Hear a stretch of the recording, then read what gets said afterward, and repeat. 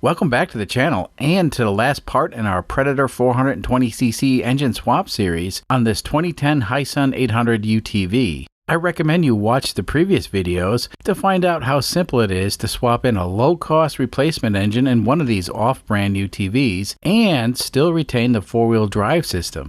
Anyway, today we're going to focus on a Predator engine modification to allow a lower idle speed, and we're going to install a complete exhaust system that we basically made for free, because saving a buck or two is what we do best. In the previous video, we modified the camshaft and completely removed the compression relief mechanism in order to get the engine to idle lower. Well, the good news is this modification worked and the engine idles exactly where we wanted it to. However, the bad news is without the compression relief mechanism, the engine wouldn't always start. So that was a bummer. No worries, we have another solution that we're going to try, and hopefully this one works. So the ultimate problem is the stock 420cc engine idles way too high, and the lowest we can get the engine to idle without stalling will result in the UTV creeping forward while it's in gear. If we lower the idle any more, then the compression relief gizmo will kick in and the engine will stall. So we're kinda in a pickle. If we remove the compression relief from the cam, we get the idle we're looking for, but the engine won't start, so that doesn't work. Now, we could modify the Comet 870 series clutch and remove some of the internal weights, but doing that would completely change how the clutch works, and it would raise the RPM which the clutch would fully engage. That's kind of a band-aid, and I want the clutch to engage at lower RPMs for a smoother takeoff. And to me, modifying the clutch is not an option. You know, I have faith that we can get this engine to idle exactly where we want it to, and I'm not afraid to experiment with different engine modifications. Speaking about experiments, let's try one right now. Okay, let's do an experiment with an unmodified camshaft. As you can see, I have a perfectly good camshaft with a bolt threaded into one end, and that bolt is connected to a variable speed drill. That way we can spin the camshaft at any speed that we want. On this end of the camshaft, I greased up this nub, and I also put some grease in this hole on the piece of wood. And the camshaft will fit like this. So what we're looking for is what RPM will the compression relief mechanism become disabled. What we do know is, at low idle speed, this thingy will hold the exhaust valve open slightly during the compression stroke and bleed off some of the cylinder pressure. The compression relief mechanism makes the engine easy to start, but at the same time it won't allow us to lower the idle to a more reasonable speed. So as I spin up the drill, you can see the cam spins faster and faster, and at some point the doohickey disengages. Yep, I heard it and I saw it. Let's do a replay. This time, listen for the boom as the doohickey disengages. Did you folks catch that? One more time in slow motion.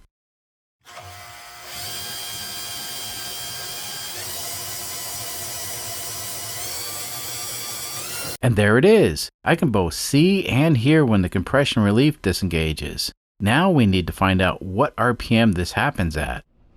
No doubt some of you noticed the reflective tape stuck to the cam gear. Well, the plan is to use one of these handheld tachometers and shoot freaking laser beams at the spinning camshaft so we can find out exactly what RPM the compression relief disengages at. Let's do it.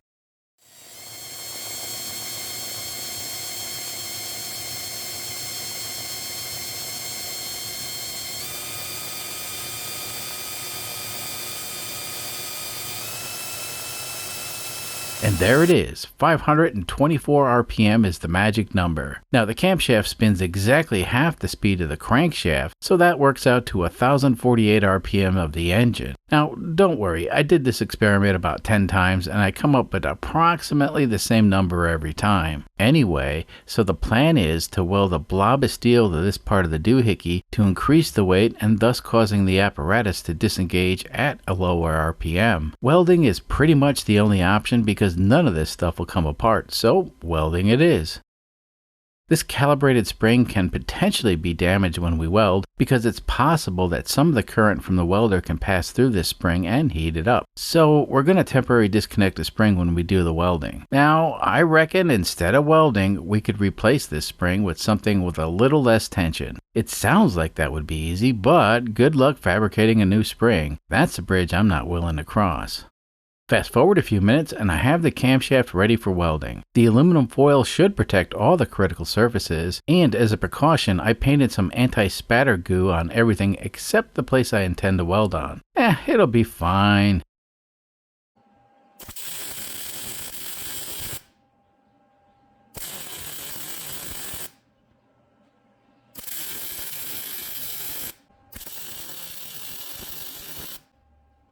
So this is the final result. After the initial welding, I tested the cam and then went back and welded on a little bit more steel. The tachometer is now showing the compression relief is disengaging at 443 RPM. It's not re-engaging until 300 RPM. So right now it's hard to say what RPM the engine's going to idle at. I'm guessing between 800 and 900 RPM, which should be adequate, but that's just a guess. Fascinating. More big block. Well, I reckon we need to put the modified cam in the engine so we can test it out. I have a very good feeling about this mod, and I think it'll solve our starting and idle problems.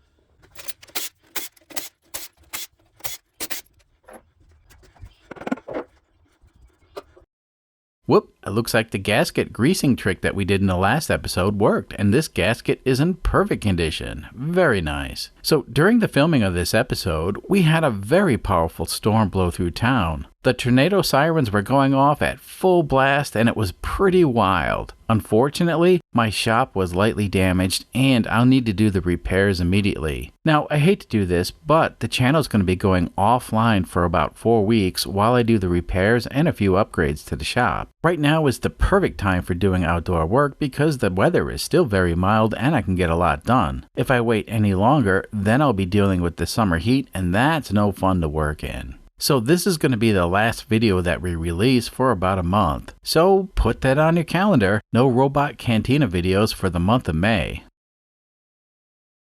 Fast forward a little bit and the engine's back in the UTV. Now I really want to start the engine, however I feel like the exhaust system needs to be finished first. So the plan is to use as much of the original exhaust as I can and even reuse the muffler. I'll also route the exhaust pretty much in the same area as it was originally. Of course I'll have to do a lot of modifications to the original exhaust.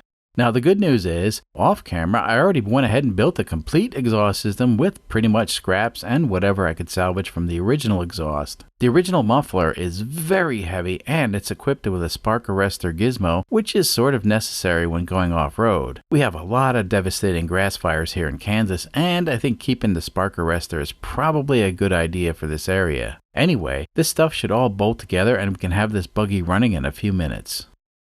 The downpipe from the cylinder head drops down and sweeps under the engine and away from the fuel tank. Over here, I made a simple bracket that anchors the exhaust to the engine mounting plate. The bracket looks like this and it's just a half pipe that clamps onto the exhaust system and it'll help support any weight. And boom, the rest of the exhaust is installed. It turns out that the muffler brackets support 90% of the weight of the exhaust system, so we should be okay. The muffler is located in its original location and it takes up a lot of space. Hopefully it's fairly quiet. I salvaged the spring joints from the original exhaust system, and this will allow the system to flex a little bit without putting any stress on the exhaust components. Like I mentioned, the majority of the weight is supported by the muffler, and this should be fine, or we'll find out later, I guess. So I went ahead and put the framework for the utility bed back on, and now you can see there's plenty of clearance between the muffler and the plastic panels. Now, this system worked before, so I reckon it'll continue to work without any issues. Alright, let's see if it'll start and run.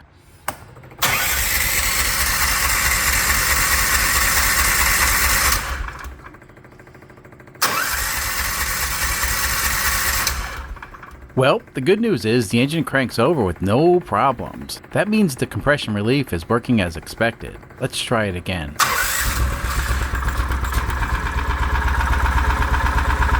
Wow, it's running and idling. Now, I haven't adjusted the idle yet, and this was the idle that worked great with the clutch engagement. I guess it's safe to say that the modified camshaft is allowing the engine idle in the perfect RPM range. Very nice. So now we have a good idle and we have no problems getting the engine to start. It's a win-win all over. Not too shabby. The exhaust actually sounds great. Now, keep in mind, air-cooled pushrod engines are mechanically noisy, so there's nothing we can do about the mechanical noise, but the exhaust has a very nice tone to it, and it's not overly loud. You know, right now, I think most of the noise is coming from the carburetor, which is completely normal since we don't have an air filter installed yet.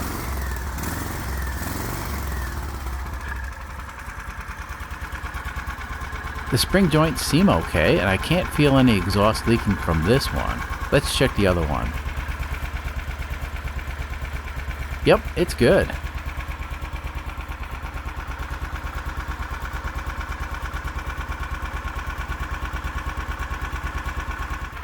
Wow, so far so good. Let's shut this thing down and try a hot start.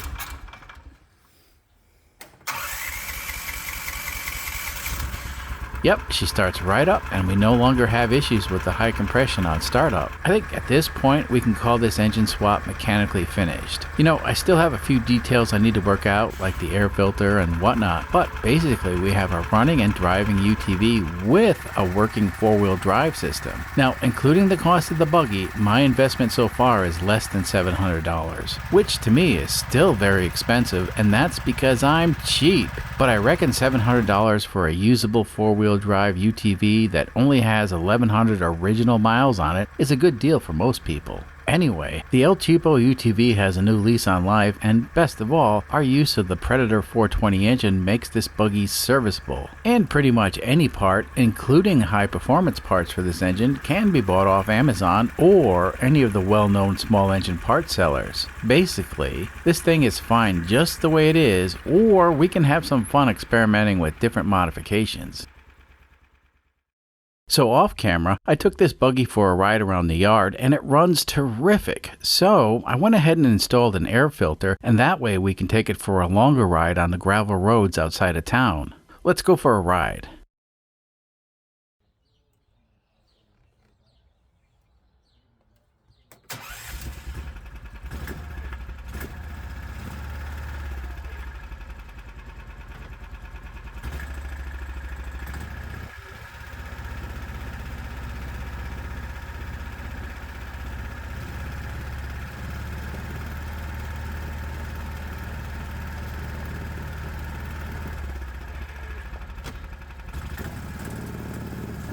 Whoa! Right away I noticed the engine is surging. Very interesting.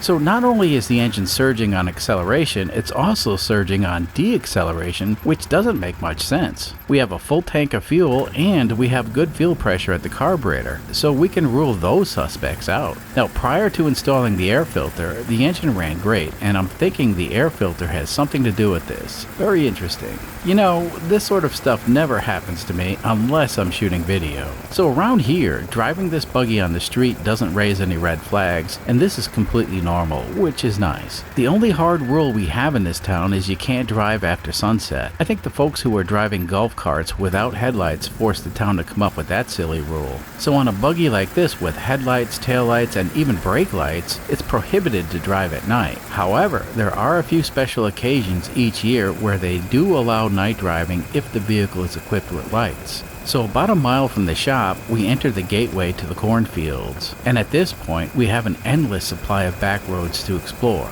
Now, being out in the open air with wind blowing in the face is awesome, and basically this is my ultimate plan for redneck entertainment. This big go-kart is so fun it should be illegal, but it's not, at least here in Kansas. You know, I grew up in the metropolitan New York area, and this kind of fun is completely alien to me. Speaking about aliens, you know, out here you see all kinds of weird stuff. It's a big sky, and if you take time to look, well, you see stuff. That's about all I'm gonna say because I don't want to be disappeared. You know, it's unfortunate the engine is surging because this is turning out to be a very enjoyable ride. My best guess at this point is it has something to do with the air filter, and that's reasonable. You know, we just got done putting on a complete exhaust system, and on these little engines, the exhaust and the air filter systems need to be balanced to some degree. And I may have to fiddle with the carburetor jets, we'll see. Anyway, the surging started happening immediately after installing the air filter system. Let's head back to the shop and see if we can figure this thing out.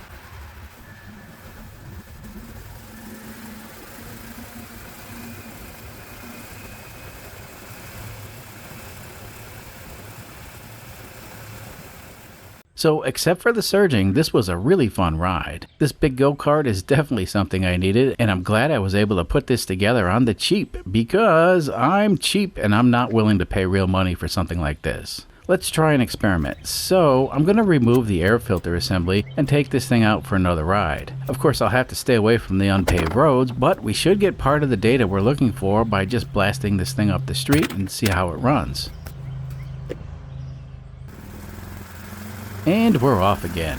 Well, right away I can tell the surging has completely stopped, so that's interesting. The filter system that I installed was not restricting the airflow in any way that I know of, and actually, to me it felt like the engine was running lean and not rich while the surging was happening. Typically, an air filter will cause the engine to run slightly richer when compared to running without an air filter. Anyway, it seems like we have our first clue, and for some reason the engine doesn't like the air filter assembly. On the surface, that really doesn't make sense, but there must be a logical reason for this. It's too bad we don't have a working air filter right now, because I really wanted to explore the cornfields today. Well, let's head back to the shop.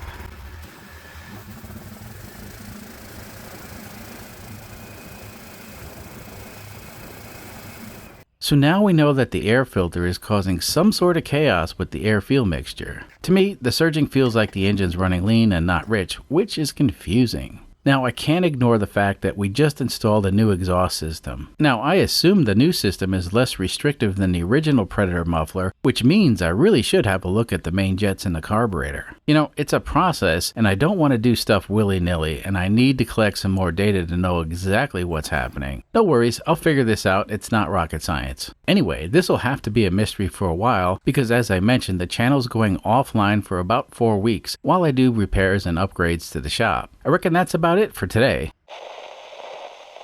What? You thought I'd leave you hanging, didn't you? Well, actually I was, I'm no saint. But I got to thinking, and this air filter assembly has an unusual shape to it. Now keep in mind, the internal diameter of the hoses that I used are more than adequate for an engine of this size. However, I do believe this setup has some sort of ram air effect, and the surging problem may be that the float chamber in the carburetor is being overpressurized. You see, in theory, if this doohickey was restricting the airflow, the engine should be running rich. But as per my observations, the engine was actually running lean. So I did an experiment off camera and I installed this shorter air filter plumbing and the problem went away. So not only is this rig shorter, it also has the same diameter tubing and we have a slower velocity of air moving through it. That means we don't get the possible ram air effect if that's truly happening. So what does all this mean? Well, inside the throat of the carburetor, we have a few vents and doohickeys which I really don't know much about. However, we do have a vent for the float chamber, and in my theory, we're overpressurizing the float chamber from the possible ram air effect. Now this buggy has a unique situation, and we have an electric fuel pump feeding fuel to the carburetor. Unfortunately, this fuel pump provides way too much fuel pressure, and the fuel flow had to be split. Some of the fuel goes to the carburetor, and some of it is returned back to the fuel tank. Normally,